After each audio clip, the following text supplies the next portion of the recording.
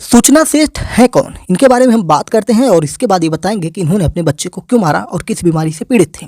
सूचना सेठ हार्वर्ड से पढ़ाई एआई एथिक्स के एक्सपर्ट थे। इनका जन्म 1985 में हुआ था। फिजिक्स ऑनर्स से ग्रेजुएशन किया। फिजिक्स और संस्कृत से डबल पोस्ट ग्रेजुएशन किया। हार्वर्ड यूनिवर्सिटी में रिसर्च फेलो रही और 4 भाषाओं की जानकार है। कई कंपनियों में काम किया। 2010 में केरल मूल के वेंकट रमन से लव मैरिज की।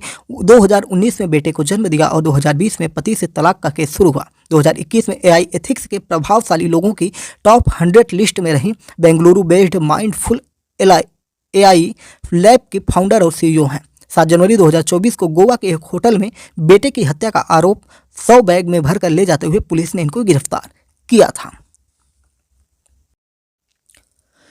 जय हिंद, नमस्कार। मैं मोहन पाठक और आज हम चर्चा करने वाले हैं सूचना सेठ के बारे में, जिन्होंने अपने 4 साल के मासूम बेटे को मार दिया। ये कैसे काम करता है फिलिसाइड फिनामिना? शायद इसके शिकार आप भी होंगे या मैं खुद होऊंगा या हूँ, पता नहीं, लेकिन आइए इस पर चर्चा करेंगे कि फिलिसाइड फिनामिना कैसे काम करता है, डिप्रेशन, सनक या कुछ और। सूचना सेठ ने अपने 4 साल के मासूम बेटे की हत्या क्यों की? पिछले 2 दिन से ये सवाल लोगों के मन में तैर रहा है, लेकिन पुख्ता जवाब किसी के पास नहीं है। सूचना सेठ कुछ कबूल नहीं कर रही और पुलिस के पास ऐसी कोई थ्योरी नहीं है जो सभी सवालों का जवाब दे। सिर्फ बेंगलुरु शहर में पिछले कुछ महीनों में ऐसे तमाम केस देखने को मिले।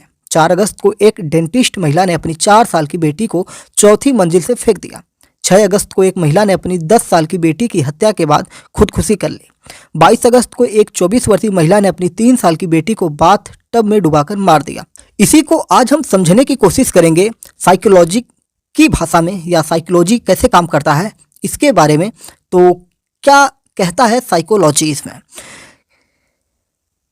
पेरेंट इस स्थिति में कब पहुंचता है कि अपने बच्चे का ही कत्ल कर दें? सूचना सेठ के केस में क्या हुआ होगा, इस पर हम चर्चा करने वाले हैं। जब पेरेंट्स अपने ही बच्चे को मारें तो उसे फिलिसाइड कहते हैं, चाहे वो सौतेले माता पिता हो या सगे। जब माँ अपने बच्चे को मारे तो मैटरनल फिलिसाइड और पिता मारे तो फेटरनल फिलिसाइड होता है। सूचना सेठ पर अपने ही बच्चे को मारने का आरोप है, इसलिए इसे मैटरनल फिलिसाइड कहेंगे। आगे की स्टोरी में हम आपको इसी फिनामिना को डिस्कस करने वाले हैं। अपने बच्चे से बेहद प्रेम करने वाली माँ जब सुसाइड करना चाहती है तो वो पहले अपने बच्चे को मार देती है। उसे चिंता होती है कि बच्चा छोटा है, बिना माँ के उसका कौन ख्याल रखेगा। वह समझती है कि उसका बच्चा उसके बिना नहीं रह पाएगा। वो मानती है कि उसकी तरह बच्चे भी क्रूर दुनिया परेशान करने वाली है उसके बच्चों को। कई रिपोर्ट्स के मुताबिक सूचना सेठ ने पुलिस को बताया है कि वो खुदकुशी करने वाली थी। हो सकता हो वो अपने बेटे से बहुत प्यार करती हो और बच्चे का अंतिम संस्कार करने के बाद खुदकुशी कर लेती। 11 अगस्त 2023 को लखनऊ में 28 साल की सौम्या ने 3 साल के बेटे विराट और 1.5 साल की बेटी अंशु की हत्या करके खुद भी फांसी लगा ली थी। सीरियस फिलिसाइड में माँ बिना किसी मोटिव के ही अपने बच्चे को मार देती है। उसे मतिभ्रम हो जाता है, उसे लगता है कि पूरी दुनिया उसके खिलाफ है। वो हर व्यक्ति पर शक करती है, यहाँ तक कि अपने बच्चे पर भी। ऐसे में वो हत्या कर देती है या बच्चे को हर्ट करती है। अपराध के बाद उसे पता चलता है कि उसने जिसे मार दिया वो उसका बेटा या बेटी थी। सूचना सेठ के मामले में इस थ्योरी की संभावना नहीं है। वह कॉरपोरेट वर्ल्ड में काम कर रही थी, एक कंपनी चला रही थी। वह प्रॉपर प्लानिंग के साथ गोवा गई, वहाँ बच्चे की हत्या कर 100 को बैग में रखकर टैक्सी में ले गई। ये सीरियस फिलिसाइड के लक्षण नहीं है। 8 अप्रैल 2023 को यूपी के गाजीपुर में 35 साल की नीतू यादव ने रात में सोते समय अपने 6 साल के बेटे हर्षित और 10 साल के बेटे आरव का सिर काटकर हत्या कर दिया। वह 4-5 साल से मानसिक रूप से बीमार थी और उसका इलाज चल रहा था। जब उसे बताया कि उसने अपने बच्चे की हत्या कर दी है तो उसे यकीन नहीं हुआ। इसमें कोई महिला माँ बनकर बच्चे की जिम्मेदारी लेने के लिए तैयार नहीं होती या एक्सीडेंटली मदर बन जाती है। जो बच्चा होता है वह उसके सपनों, आराम, कैरियर, दोस्ती, प्रेम में बाधा बनता है। सूचना सेठ के मामले में इस थ्योरी को लेकर 2 बातें हो सकती हैं। उसका बच्चा अनवांटेड नहीं लगता है। अगर ऐसा होता तो वो उसे 4 साल की उम्र तक क्यों पालती? दूसरा कारण बच्चा बाधा हो सकता है वो अपने बच्चे का ध्यान नहीं रख पा रही हो और उसके करियर में बच्चे की परवरिश बाधा बन रही हो। 28 अप्रैल 2023 की रात करीब 8:15 पर ग्वालियर की तारामाई कॉलोनी निवासी 28 साल की ज्योति राठौर ने अपने 3 साल के बेटे को छत से धक्का देकर मार डाला। ज्योति ने ऐसा इसलिए किया था क्योंकि उसके बेटे ने उसे प्रेमी के साथ देख लिया था। उसे डर था कि बेटा उसके पति को सब बता देगा और उसका प्रेम प्रसंग रुक जाएगा। जब महिला अपने पति से बदला लेने के लिए अपने ही बच्चे की हत्या पर आमादा हो जाए, ऐसे मामलों में महिला अपने पति को ज़्यादा से ज़्यादा इमोशनली हर्ट करना चाहती है। वह यह देखकर खुश होती है कि बच्चे की मौत से उसका पति कितना दुखी है। सूचना सेठ के मामले में इस थ्योरी की संभावना हो सकती है। सूचना का तलाक 2020 में हो चुका है। सूचना के पति बेटे से बहुत प्यार करते थे। कोर्ट के आदेश पर वो हर रविवार को बेटे से मिलने आते थे। सूचना को ये पसंद नहीं था। मीडिया रिपोर्ट्स की माने तो बीते रविवार को सूचना के पति वेंकट रमन बेटे से मिलने आने वाले थे। ये बात उसे पसंद नहीं थी। इस कारण वो उसे शनिवार को ही लेकर गोवा चली गई। जब पति का वीडियो कॉल आया और दोनों बाप बेटे ने बात की तो संभवतः पति को बड़ा दुख देने के लिए सूचना ने 4 साल के बेटे की हत्या कर दी।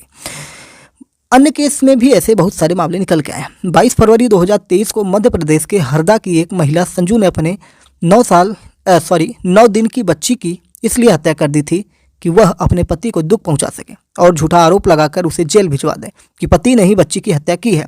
सीसीटीवी फुटेज में दिखाई दिया कि पति घर में गया ही नहीं। इसके बाद शक संजू पर ही बढ़ा और जब कड़ाई से पूछताछ की तो उसने बताया कि पति को फंसाने के लिए ये साजिश रची थी। बच्चों की हत्या के पीछे साइकोपैथी क्या कहती है? इगोस्टिक यानी अहंकारी, ऐसा व्यक्ति जो हर चीज में अपने आप को सेंटर में रखता है। ऐसे लोग सेल्फिश होते हैं जो अपने अलावा किसी के बारे में नहीं सोचते हैं।